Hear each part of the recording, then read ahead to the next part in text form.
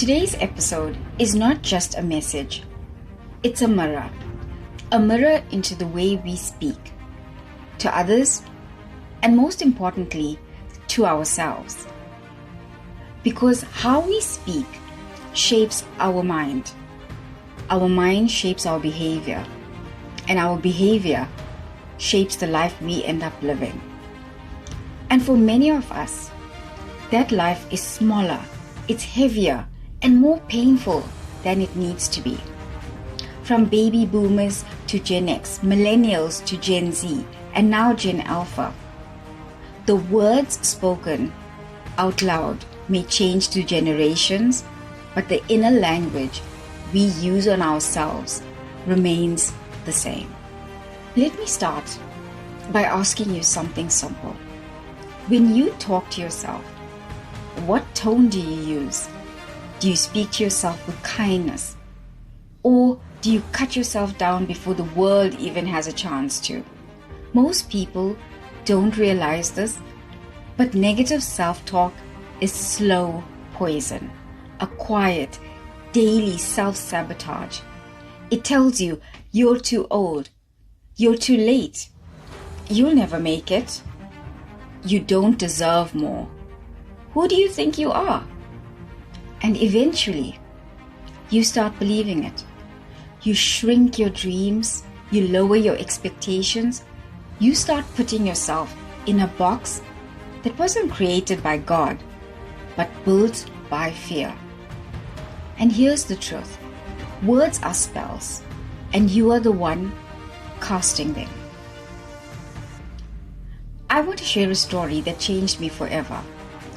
When I lived in a block of flats near my workplace, there was a man in the community. He was mentally unstable, living wherever he could, a hallway, a bench, our basement.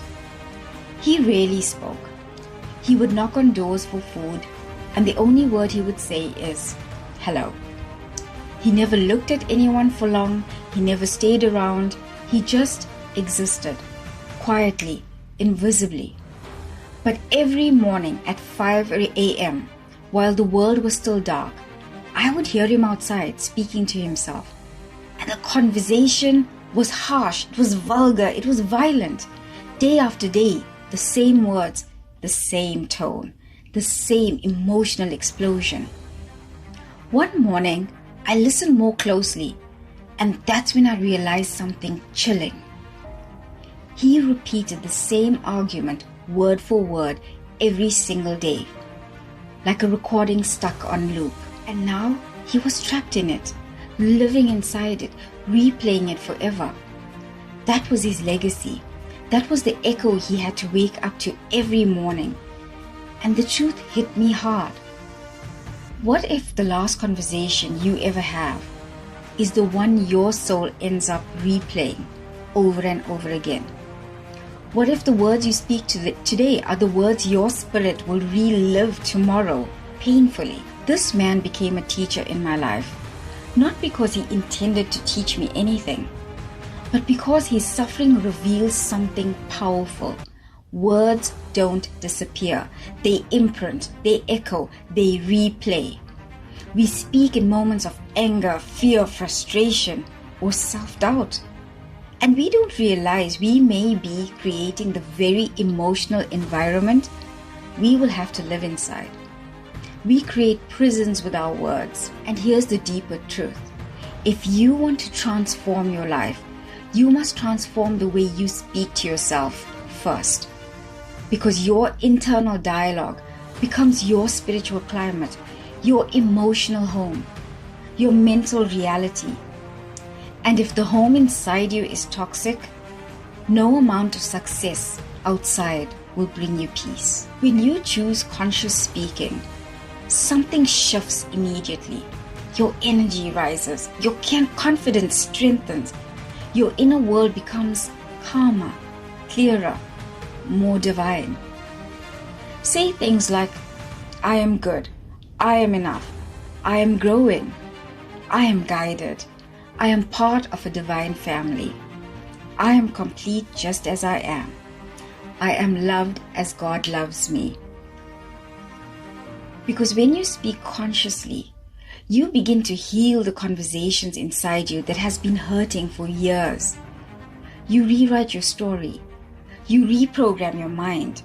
You remove yourself from the emotional replay that has kept you stuck. You become the gardener of your inner world. You plant new seeds. You pull out the old weeds. You turn your mind into fertile soil again. The man I told you about will likely repeat those last painful conversations for the rest of his life. But we, you and I, have the power to choose differently. We can speak with love. We can speak with clarity.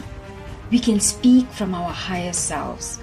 We can choose words that heal, not hurt, words that wound. So today I leave you with a question. If the words you speak today becomes yours, what your soul replays tomorrow, would you be proud of it? Because your words are your legacy for yourself and for the world around you. Thank you for spending this time with me. If this episode opened your heart, share it with someone who needs to hear it. And until next time, may your words lift you, guide you, and carry you towards the life your soul knows you can live.